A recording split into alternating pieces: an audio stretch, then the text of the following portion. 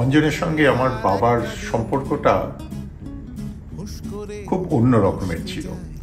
ওদের দুজনের বড় হওয়ার পরিবেশ, জীবনযাত্রা, রাজনৈতিক দৃষ্টিভঙ্গি সমস্ত কিছুই বেশ আলাদা ছিল।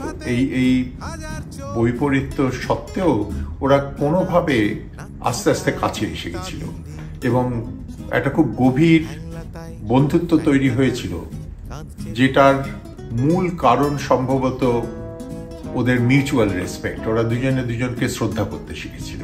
তো অঞ্জনের এই ছবিতে আমার মনে হয় সেটাই প্রধান বিষয়বস্তু, যে দুটো খুব বিপরীত মানুষ কি করে আস্তে আস্তে কাছে আসতে পারে এবং একে অপরকে বিশ্বাস করতে পারে, শ্রদ্ধা করতে শিখতে পারে। এবং এখনকার জীবনে, এই সোশ্যাল মিডিয়ার জীবনে আমরা প্রত্যেকেই খুব পোলারাইজড হয়ে গেছি। আমরা শুধুমাত্র ঠিক আমাদের মতন বন্ধু খুঁজি। হয়তো এই ছবিটা মানুষকে আরেকটু ভাবাবে যে তার বাইরেও কোনো সম্পর্ক তৈরি করা যায় কিনা। 30 লাখ একটা নেতা, মনটা যে তার 420।